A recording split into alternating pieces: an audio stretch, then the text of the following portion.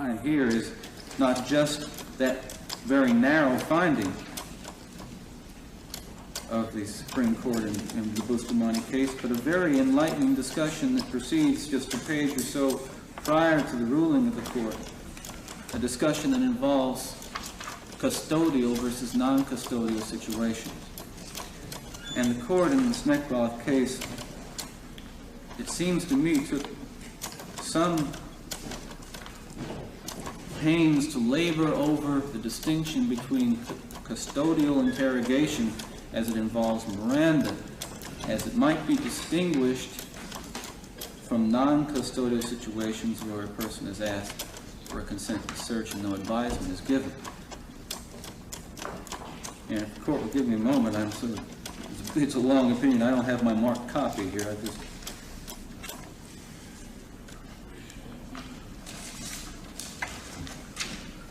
I've got a larger copy.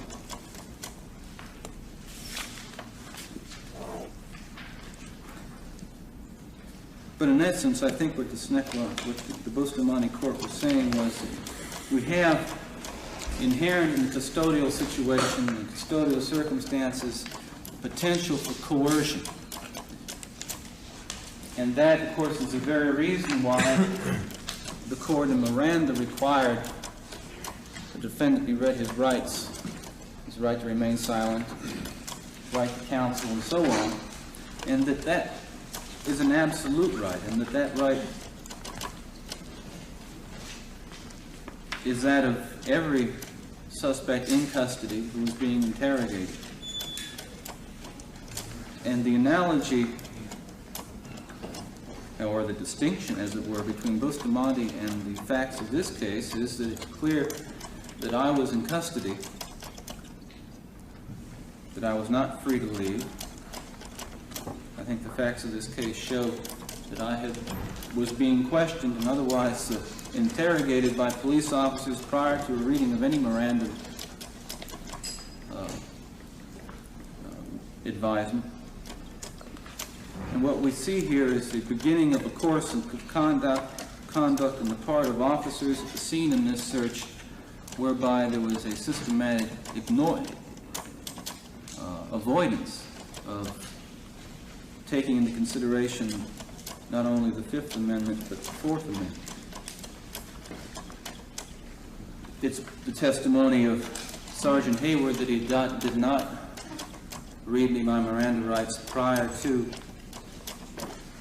his initial search, that he did not advise me that I had a right to refuse consent to search my car if such a consent had been, if such a request to consent had been made. And I think I know that what I'm asking the court now is to distinguish this case from the Bustamante case on the basis of custody versus non-custody, and then examine, as all the case law requires, examine all the circumstances surrounding the search which have been brought forth through testimony heard by the court, to examine the totality of the circumstances. Have you read Watson since Bustamante? I recall seeing the case, but I can't say that I've read it, Your Honor. All right, go ahead.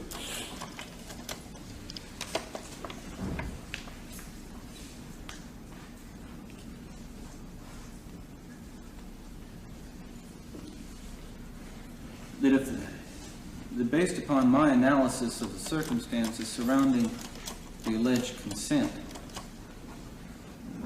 there are these circumstances which I say weigh against finding that the consent was freely, voluntarily, and knowingly given, and which would detract from any attempt by the state to prove by whatever burden they have to prove it that such a consent was legally obtained. The first would be, as it's been demonstrated, that there was no Miranda warning prior to the alleged request for the search or the actual search. Now, certainly, the law is clear that no such warning is required, but it is one of the factors that courts have looked to. It's one of the factors, one of the circumstances. The second would be the lack of advisement that I had a right to refuse the consent to search. And I think that has been brought out in testimony this afternoon. The third factor, which courts look to and have placed a considerable amount of, paid a considerable amount of attention to, is the attitude of the police and the circumstances which would indicate that the person, the defendant, the person in custody, was subject to coercion or intimidation. There's some conflict in the record as to whether the police were hostile or not. It's my testimony versus the officer's testimony. And yet, I think even if one tries to take a middle line and just accepts the facts which are not in conflict, it is clear that I was stopped at an early hour of the morning, that I was alone, I was surrounded by a number of police officers, I was told to go places, and I went places. I was in custody. I was being, again, questioned in the absence of Miranda, and questioned in such a fashion as indicated to me that the police were very upset about the circumstances of the stop. The fourth factor that I think is really important here is something the state will dwell on, and something that I'm going to pay a great deal of attention to, and that's my failure to object, which I have admitted to and testified to. And indeed, I did not object to the search. And my explanation for my failure to object is, and was, and my feelings are the same now as they were then, that when confronted with a number of police officers who I believed to be making demands of me and telling me what to do and where to go and questioning me in the way they were questioning me, and that alone at that hour of the morning, that I really had no control of the situation. And not knowing, and I did not know that I had a right to refuse any intrusion into my automobile, then I really felt I couldn't stop them from doing what they were doing. And that is in fact my testimony, and that is in fact, that's my testimony.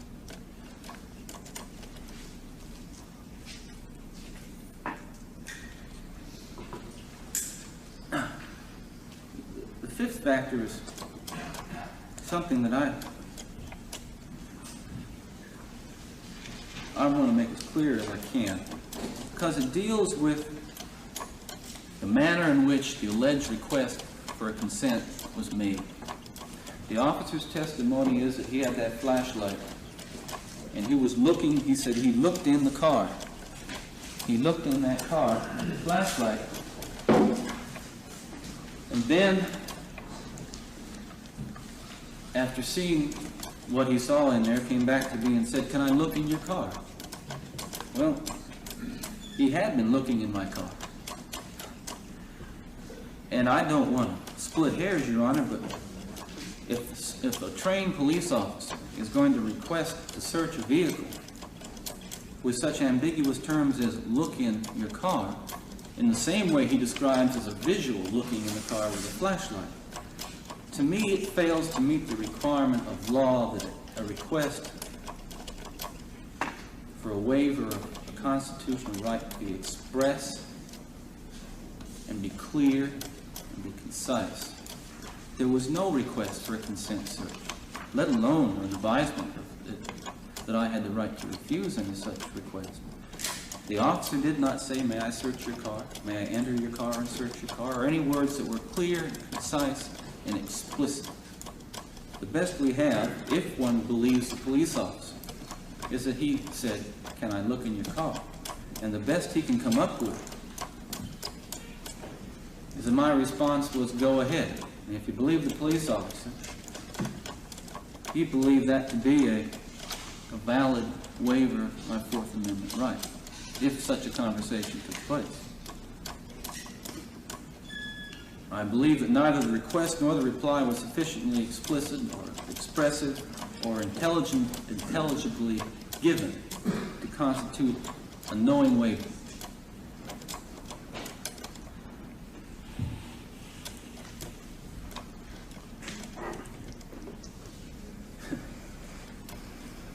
So it's my position that the search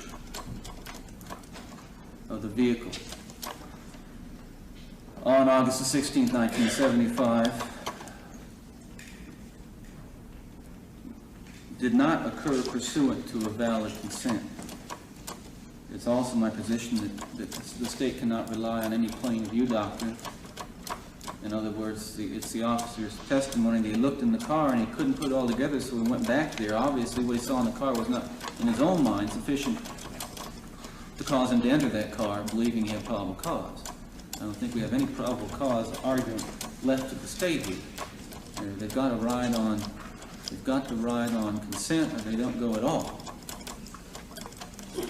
You object to the search or the seizure, or both? Well, here's where we're going. Florida law is clear, and I think by the very nature of the term search and seizure, it is clear that we're talking about two terms that are not synonymous.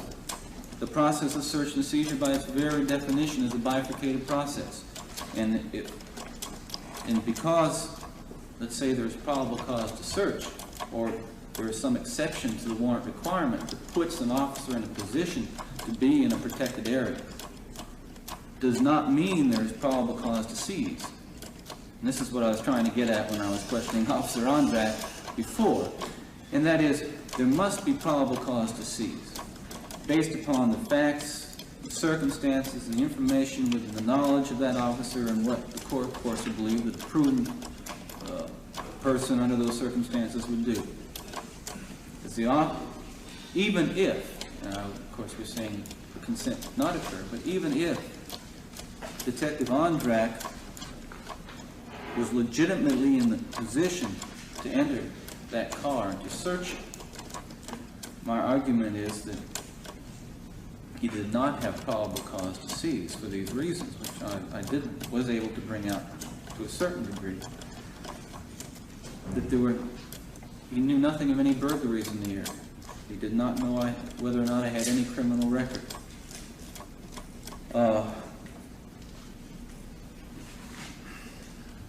Possession per se was not a crime. Well, the possession of contraband, or possession of burglary tools,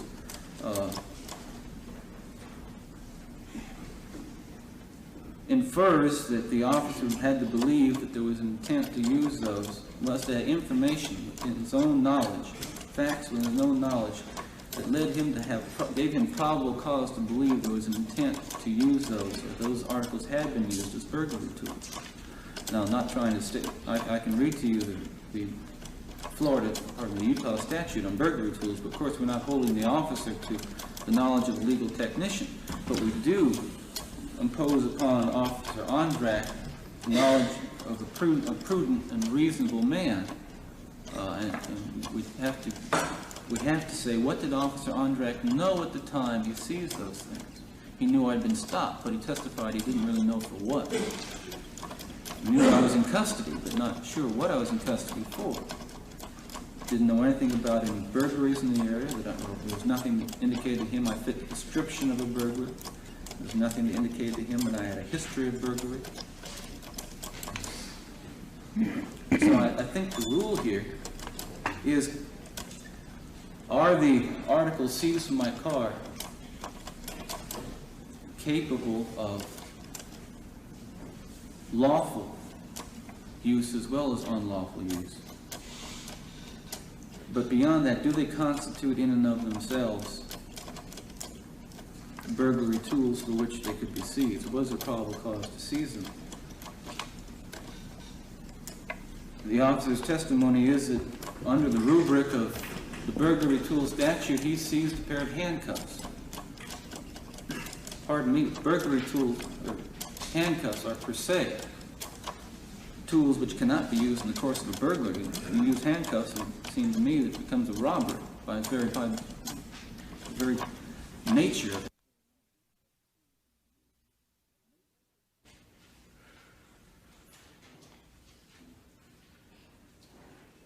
Did Detective Pottinger ever ask you what significance you attached to photograph number 7 during the course of this photographic spread? I don't remember.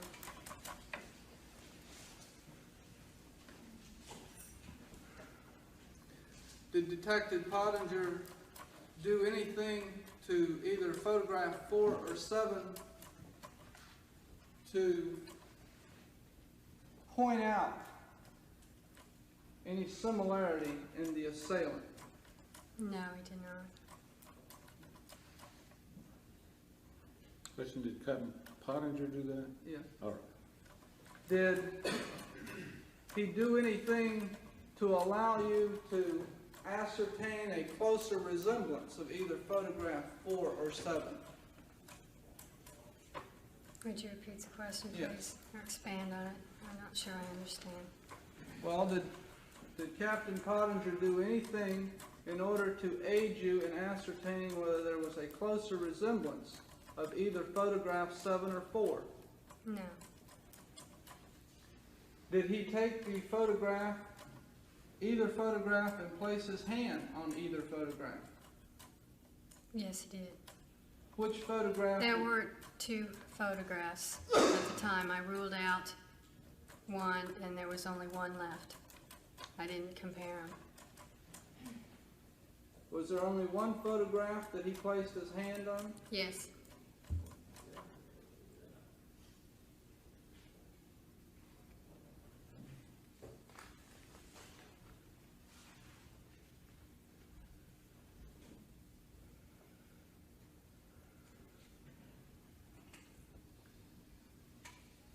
Did he ask you for an opinion as to the quality of your recognition?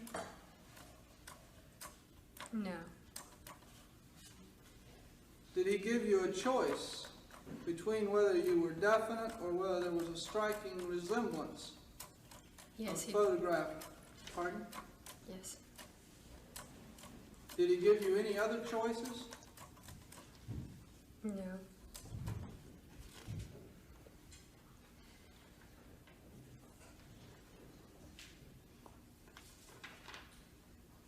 Do you remember saying that you didn't know whether it was definite or there was a striking resemblance? Objection. We're going to have late question. Only her recollection, and then you may answer the question. I don't remember. Now you may proceed. Do you remember Detective Pottinger saying, okay, do you feel definitely that this is the person, or do you feel that there is a striking resemblance? Yes, I do. And your answer was, I don't know. A pretty definite resemblance. Do you remember that? Yes, I do. Now, what did you mean by I don't know? I think she's going to have to answer it in terms of the entire Well, answer. But she gave. I think she can answer it in the way that the question's asked. What did you mean by I don't know? I don't know. I thought there was a very strong resemblance. No, you said a pretty definite resemblance. Well, if you want to. I think the answer on the question was very definite resemblance. What did you mean by the portion of your answer that said I don't know? She answered that, counsel. Did Detective Pottinger tell you who any of the other photographs were? No, he did not.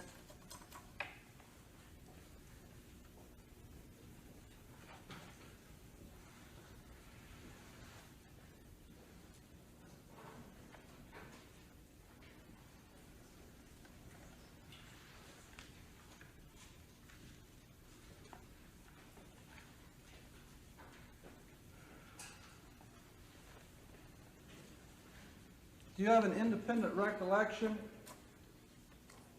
of your familiarity with any of the features that appeared in the newspaper photographs compared to the features that appear in the photo number 4 in the photo lineup? Objection. I think we've answered that, Mr. Hayden.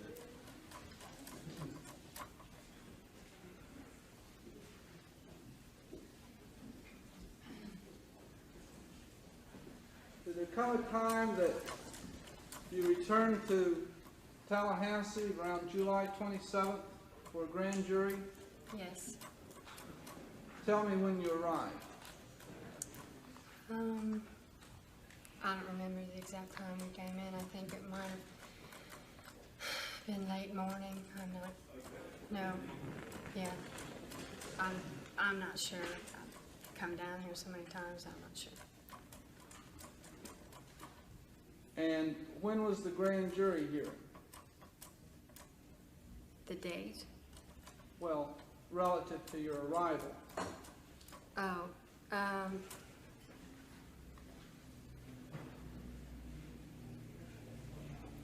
don't remember. I think it was,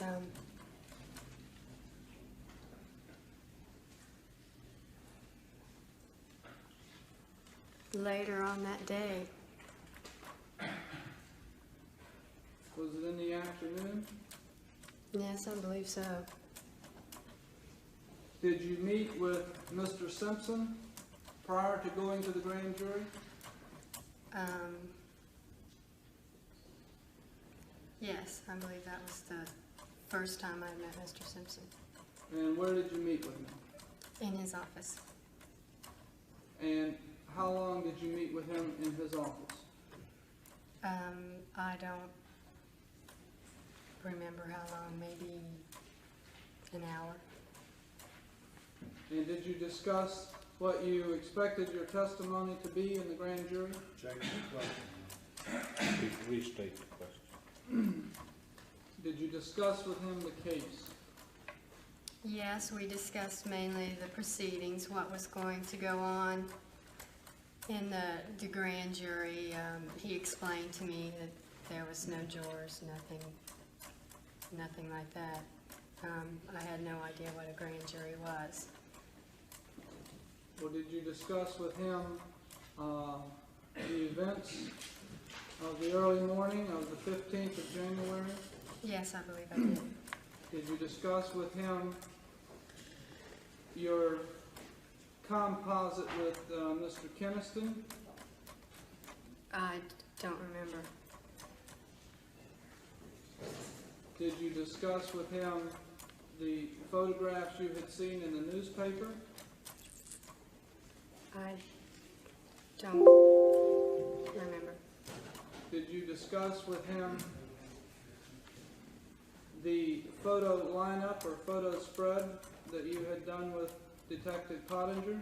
Yes. And, all right, give me the benefit of those discussions. I explained to him what had happened, exactly how I just explained to you how it was done. And I told Mr. Simpson that I felt that the one picture I picked out, I felt very strong. I had very strong feelings that that was the man that I had seen that night. All right, did you go over that with the pictures with Mr. Simpson? No, Did you see the pictures in his office again? no, Did you see Nancy Dowdy prior to going to the grand jury? I don't remember seeing her prior. Do you remember her coming to your motel room? Yes, What time was that?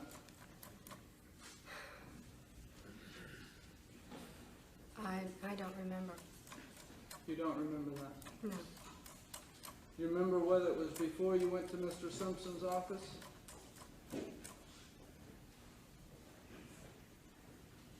I don't remember. Do you remember what you talked about with Nancy Dowdy? No, we got caught up on some sorority gossip.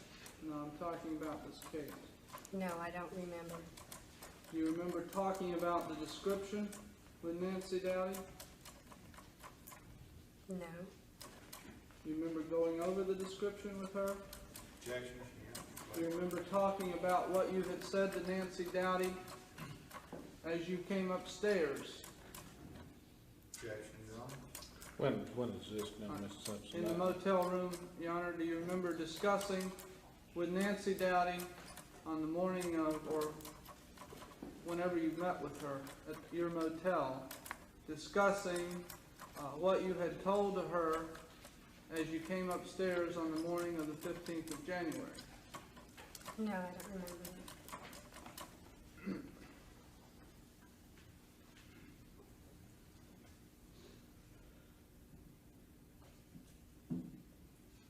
Did you walk over to the grand jury proceeding with Mr. Simpson? No. How did you arrive there? I believe Mr. Clark took us over. And what happened when you were called into the grand jury room? Objection. What are you talking about? Not a testimony, are you? Well, insofar as when you were called into the grand jury room, were you shown a photograph? Objection.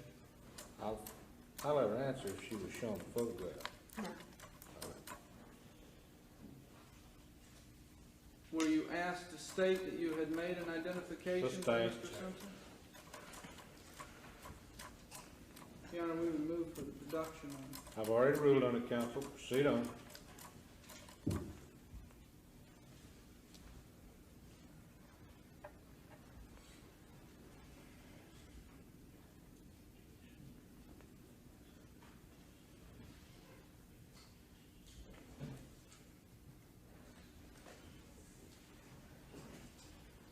What reference point did Mr. Simpson use for you to make an identification in the grand Sustained. jury room?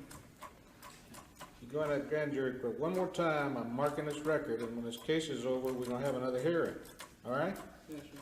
As long as we stand each other. Fine, go ahead.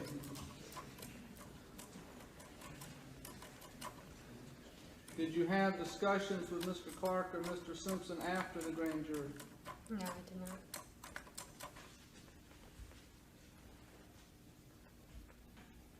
Did there come a time that you later returned to Tallahassee?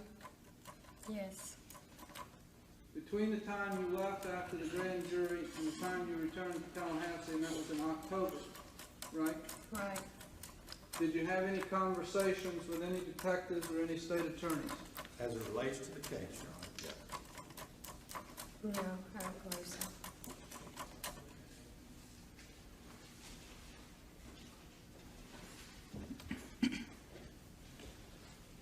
Do you recall what day it was you returned to Tallahassee in October?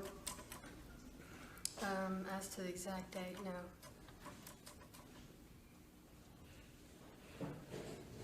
Do you recall when you first met with either an investigator or with Mr. Simpson? Yes, I do. When was that? It was the night before the trial was supposed to start, And where did you meet with him? in his office. And did you go over the case? Yes, I believe we went over my deposition. All right. Aside from your deposition, anything else? No? Did you? Let me understand something now. This young lady's deposition has been taken twice, is that correct? And the deposition that you refer to is the one Mr. Minerva took prior to the October hearing? No, sir. There's not a deposition prior to October. Well, that's what I'm concerned with. I was not aware of one. If it was, I want to make sure it was made known to the defendant or to whoever it is, because court's only recollection is sometime after that. Inquire about that, counsel. The court's concerned with it. What papers did you look at? What papers? Yes, ma'am. What papers did Mr. Simpson show you? He didn't show me any papers. Well, there must have been a series of questions and answers. Is that right? Yes. Whose questions and answers did you look at? I didn't look at him. He asked me questions. He asked you questions and answers Yes. out of papers that he had before him? Yes. Would you try to recall as nearly as you can what he asked you and what the answers were that he read to you? I object. I will let her answer that as trial preparation. Post-indictment, trial preparation. Go ahead, so the record's clear. We went over my deposition. Those were we just went over what I had stated before.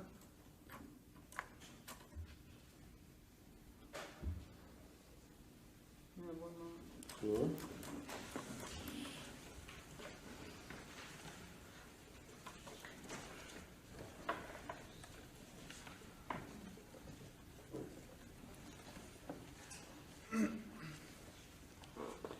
What did you go over that you had stated before?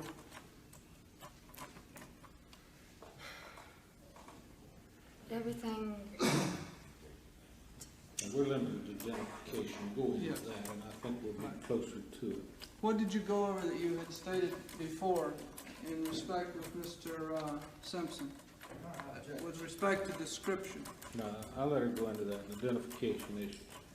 we went over the same thing that has been said today and has been said. Well, can you give me some detail as to what you went over with Mr. Simpson? What did he tell you about the description? Objection, Your What Honor. did he tell her? Yes. All right, I'll let her answer that question. He didn't tell me anything about the description. He was asking questions. I was the one talking about the description. Well, what questions did he ask? Object, Your Honor. It's repetitious. Is there any recordation of this document or anything? Any statements given? You're asking Mr. Simpson? No, I'm asking you, are you aware of any? No, I'm not aware of it, Your Honor. As best you call, you may narrate it. We went over the exact description as to the details of what the description I have of the man that night. The nose, the lips, the height, the build, everything we've went over today. Well, when you say everything we went over today, please be specific. Okay? She wasn't in Anything else? Tallahassee a week, she couldn't have gone over everything we've gone over.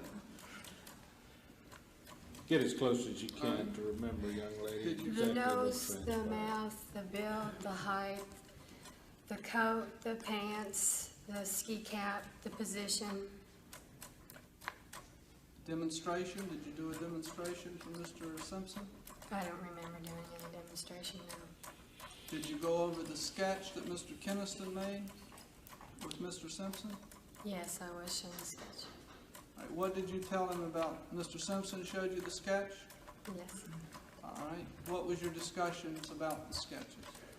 The questions that I remember were asked were these, the sketches drawn, which I answered yes, and to me, were they accurate?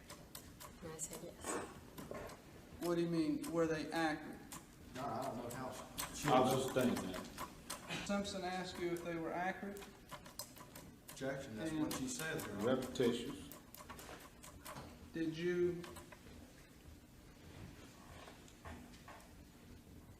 Did he attempt to distinguish the sketches, Objection. one from another? Objection. I'll let her answer. No.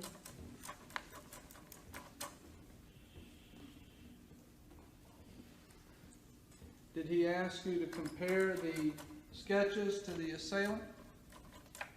He asked me if they were a fair drawing.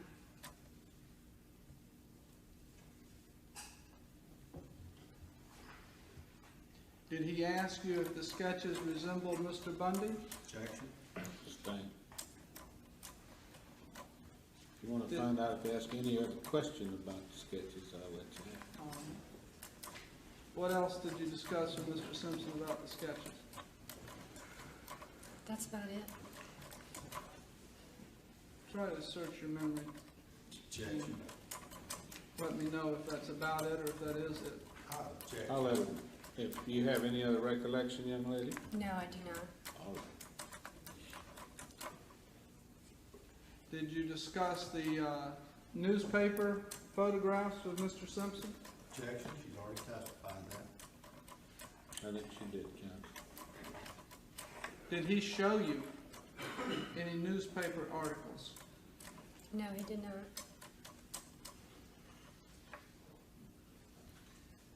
Did he show you the photographs that you would be expected to select at a trial? No, he did not. Who else was present besides Mr. Simpson and yourself? No one.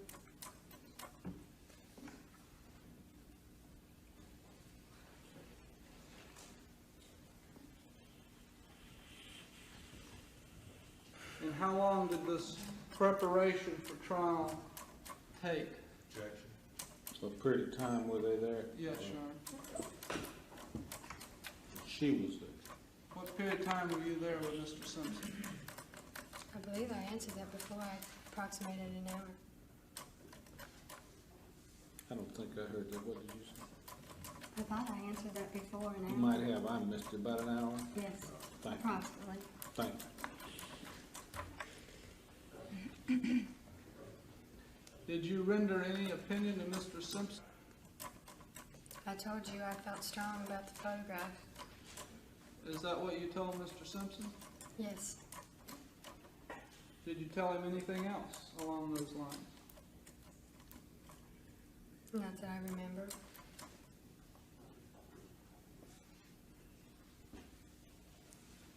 Did Mr. Simpson ask you about the other photograph that you had taken out? No, he did not.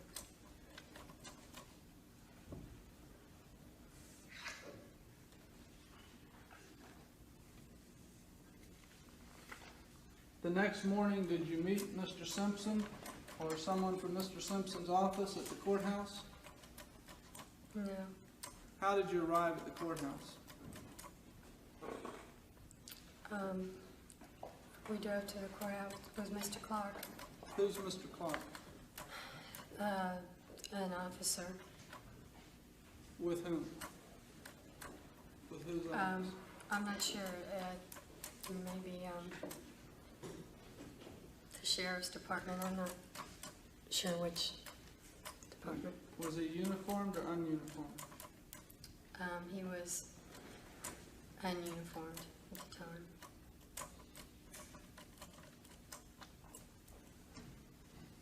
And Mr. Clark took you where? From your hotel to the court? Yes. Did you discuss the case with Mr. Clark? Objection.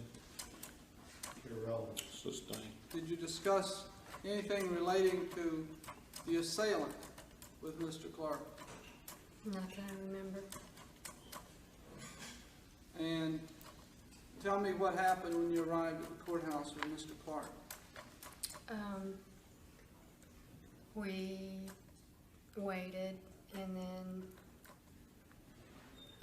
my mother and I were seated in the courtroom, and we waited for it to begin. All right, at what time did you arrive?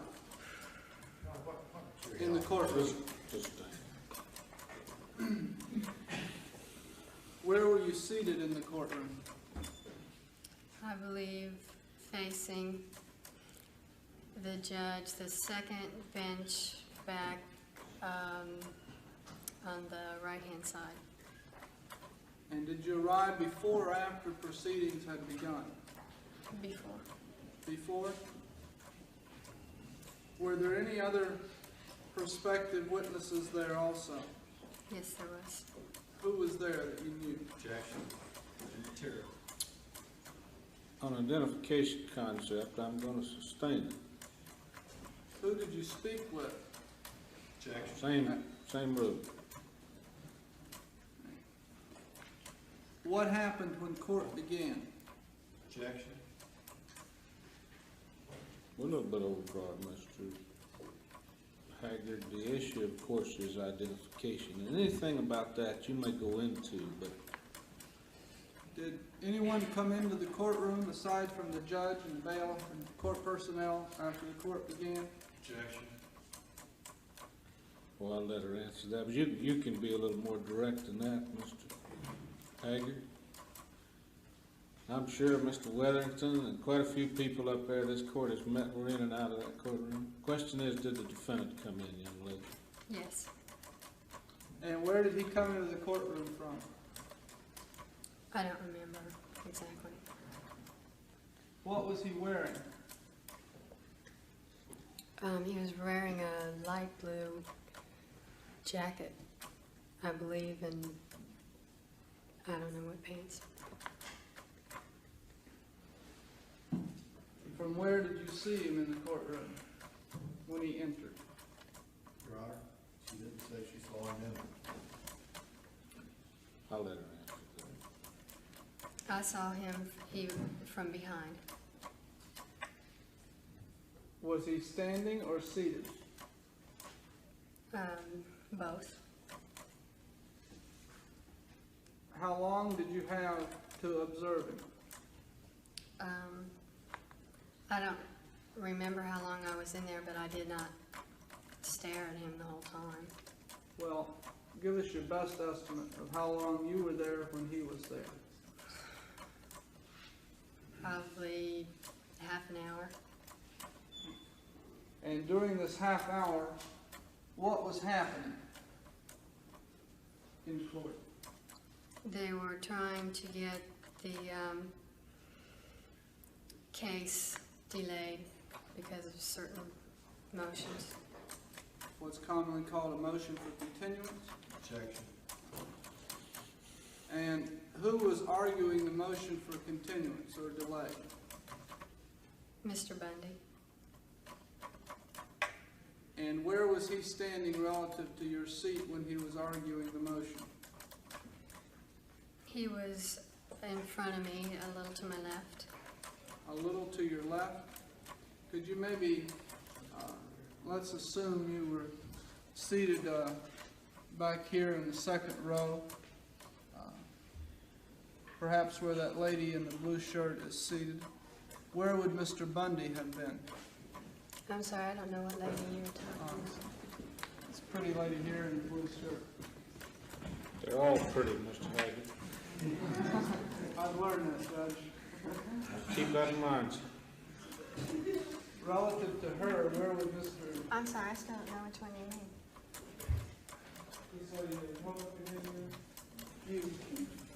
You hold up your hand. This lady, do you see her? Yes. Where would Mr. Bundy have been? I'm just a little bit further. Tell me where to go. I know you probably like It's it. probably to the seat next to him. About here? This be a fair approximation? Yes. Difficult to reproduce this for the record, Your Honor. Indicating about 12 feet and maybe an angle of 20 degrees. Looks like it's a little farther than that to me, Your Honor. I'll go 15. I can take 20. 17 and a half feet.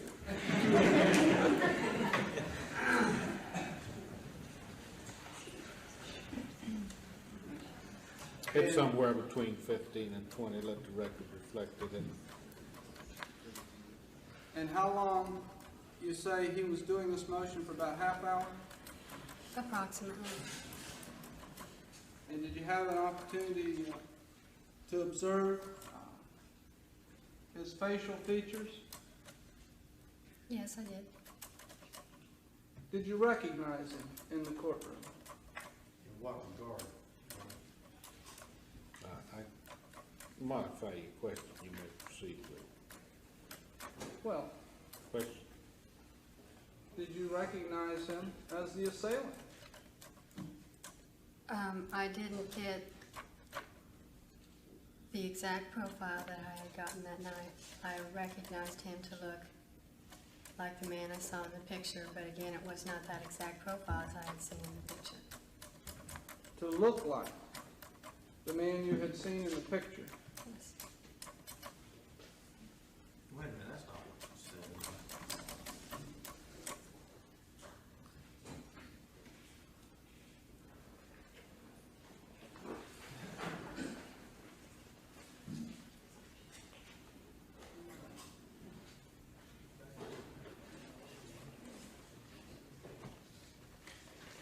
Watson, we don't want anybody in this courtroom in an undershirt. If he can go get a shirt, he can come by.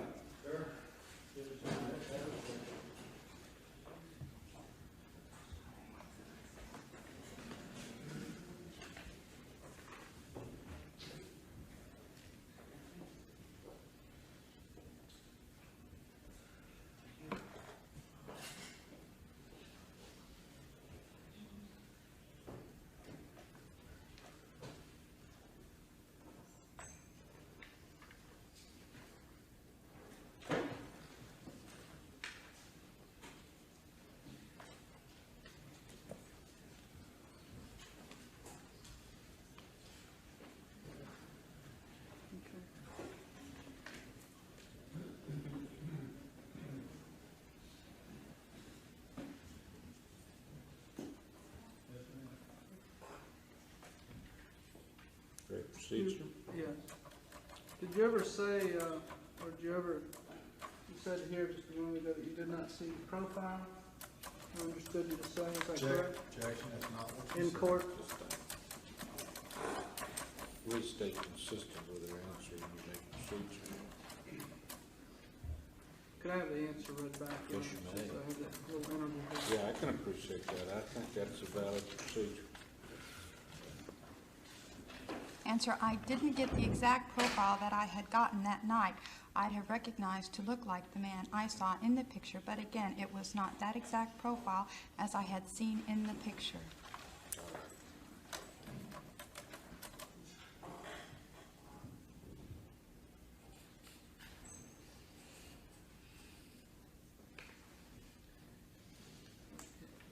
So, if I understand,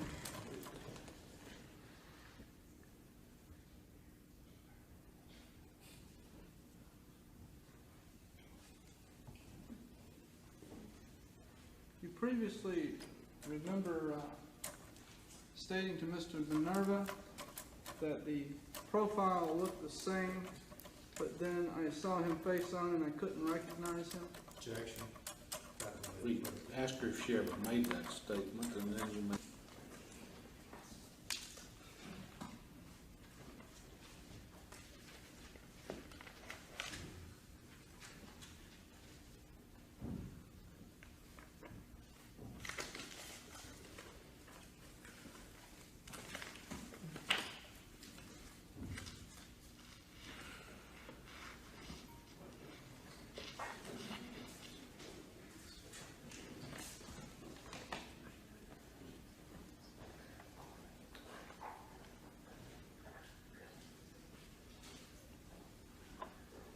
The question was by Mr. Minerva, Mr. Bundy looks thinner than the person that you saw?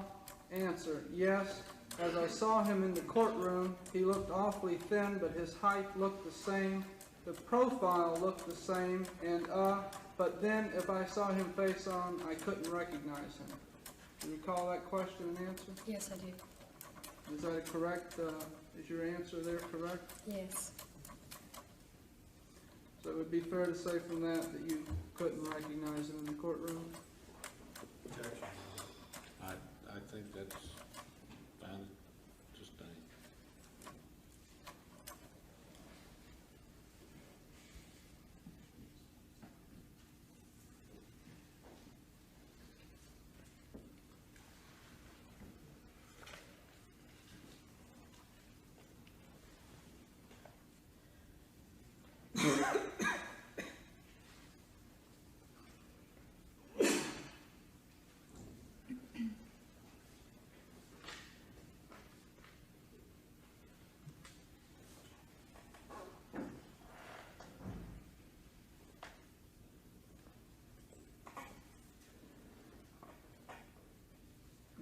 Would it be fair to say, Ms. Neary, that during the progress of this case, you've gained more confidence Objection. in your identification? Objection. I think confidence might be a bad word. Restate the question, I'll let you ask it. Well, you have gained a greater degree of emotional certitude. Objection. If you leave emotional and ask certainty, you may ask the question. Emotional certainty? No, I think I said leave emotional. You've gained a great deal more certainty of his identification. I'll let you ask the question. Yes.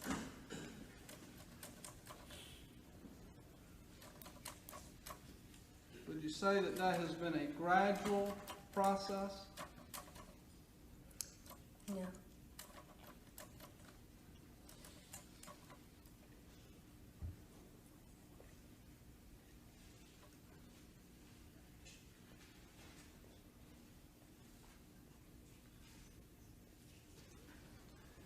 Has your original observation of the assailant been improved in any way by any of the procedures that you've been subjected to? Objection.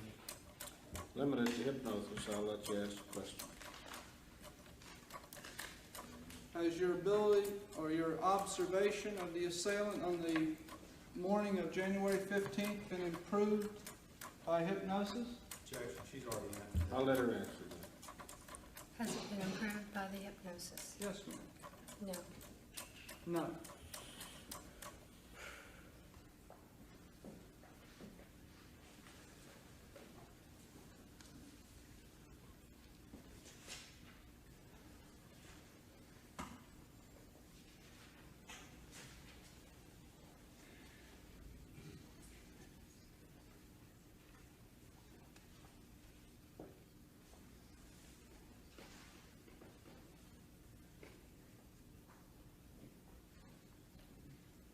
When you were under hypnosis with Mr. Arroyo, can you describe your visual representation that Objection. you had? Objection. I think she's going into, been testified to prove. I was going to develop a different point on it. Well, I understand that, but she's already testified to it. Use that as an already established projection point, so you don't. Was the image that you held for Mr. Arroyo, how would you describe it? As clear or fuzzy Objection, Your Honor. I'll let her answer. or anything in between?